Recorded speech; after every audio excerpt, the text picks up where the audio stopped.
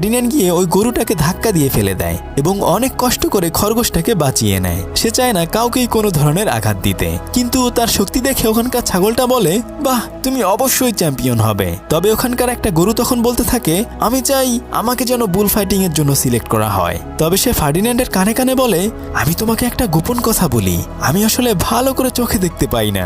Ferdinand তখন ফু দিয়ে তার চোখের সামনে চুলগুলো সরিয়ে দেয়। এরপর সে সবকিছু ভালোভাবে দেখতে পায়। তারপর তাদের দুজনের মধ্যে ভালো একটা বন্ধুত্বপূর্ণ সম্পর্ক গড়ে ওঠে। কিছুক্ষণ পরে ওই ছাগলটি ফার্ডিন্যান্ডকে এক কোনায় ডেকে নিয়ে বলে, শত্রুদেরকে তুমি কেন এত সাহায্য করছো? ভ্যালিয়ান্টের ঠিকই কিন্তু তোমাকে আঘাত করবে, তাই তোমার উচিত নিজেকে প্রস্তুত করে নেয়া। কিন্তু তার একটাই কথা, সে কাউকে আঘাত করতে চায় না। সেজন্য ওখানে থাকা বাকি গরুগুলো ফার্ডিন্যান্ডকে অনেক বেশি পছন্দ করতে থাকে। তখন ওখানে ভ্যালিয়ান্ট এসে বলে, তোমরা যদি সবাই এরকম চুপচাপ করে থাকো তাহলে তোমাদের সবাইকেই কিন্তু কসাইখানায় নিয়ে যাওয়া হবে। তখন ফার্ডিন্যান্ড বলে, আরে না, আমরা চাইলে এখান থেকে সবাই মিলে পালিয়ে যেতে পারি। আমি এর বাইরে অনেক ভালো জায়গা দেখেছি, যেখানে মুক্ত আকাশের নিচে পাখির মতো ঘুরে বেড়ানো যায়। তখন ভ্যালিয়ান্টে বলে, মানুষরা কখনোই এত ভালো নয়, তারা যদি ভালো হতো তাহলে তোমাকে এখানে আবার নিয়ে আসতো না। তবে এখান থেকে বাইরে যাওয়ার একটাই উপায় রয়েছে, যদি আমরা শহরে গিয়ে সবচেয়ে শক্তিশালী ষাঁড় ম্যাটাডোরকে হারিয়ে দিতে পারি তাহলেই আমরা এখান থেকে বের হতে পারবো, আর এই কাজটাই আমি করব।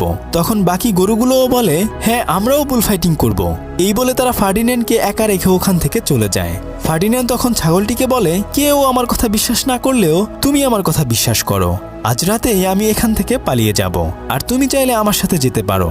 নিনা তোমার অনেক বেশি খেয়াল রাখবে। ছাগলটি তখন বলে, এখান থেকে আসলে কোনোভাবেই পালানো সম্ভব নয়। ফার্ডিন্যান্ড বলে, আমার মাথায় একটা বুদ্ধি রয়েছে।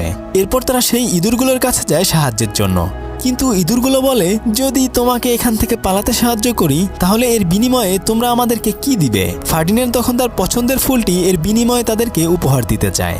যেই ভাবা সেই কাজ, রাতের বেলায় পিচ্চি একটা ইঁদুর গিয়ে তালা খুলে দেয়। এরপর তারা আস্তে আস্তে ওখান থেকে পালাতে শুরু করে। যদিও পিচ্চি ইঁদুরগুলো ওখান থেকে খুব সহজেই এক জায়গা থেকে অন্য জায়গায় যেতে পারে, কিন্তু ফার্ডিন্যান্ডের বিশাল শরীর নিয়ে সে এক জায়গা থেকে আরেক জায়গায় যেতে পারছিল না। যাই হোক, কোনো মতে তারা কিচেনের ওখান দিয়ে পালিয়ে যেতে চায়। ঠিক তখনই ফার্ডিন্যান্ডের চোখ পড়ে দেয়ালে ঝুলিয়ে রাখা একটা ছবির উপর। আসলে এই ছবিটা তার বাবার ছিল, যে কিনা একবার বুল ফাইটিংয়ে গিয়ে আর কোনোদিনও ফেরত আসেনি। তখন পিচ্চি ইঁদুরগুলো বলতে থাকে, আরে দ্রুত আসো, এই জায়গাটা পার হলেই আমরা সবাই মুক্ত হয়ে যাব। ঠিক তখনই ফার্ডিন্যান্ড বলে, না, আমি এখন এখান থেকে একা পালিয়ে যাব না, আমি এখানে থাকা বাকি সমস্ত গরুগুলোকে আমার সাথে মুক্ত করে নিয়ে যাব।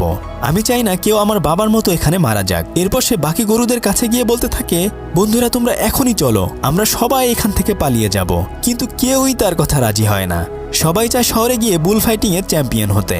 ফার্ডিন্যান্ড তখন ওখানে একটা গরুর শিং রেখে বলতে থাকে, তোমার কি মনে হয় ওখানে গিয়ে ফাইট করে জিতলেই ওরা আমাদেরকে ছেড়ে দিবে? ওরা আমাদের কাউকেই ছাড়ে না। এখান থেকে যত ষাঁড় ফাইট করতে গিয়েছে সবাইকেই ওরা মেরে ফেলেছে। তখন ভ্যালিয়ান্টে বলে, তোর মতো কাপুরুষ হয়ে এখান থেকে আমি পালিয়ে যেতে চাই না। যদি তোর সাহস থাকে তাহলে তুই আমার সাথে লড়। এই বলে সে তাকে ধাক্কা দিয়ে বাইরে বের করে আনে। কিন্তু ফার্ডিন্যান্ড তখনও বলতে থাকে, আমি তোর সাথে লড়াই করতে চাই না। কিন্তু ভ্যালিয়ান্টে তখন তার উপর আক্রমণ করে বসে।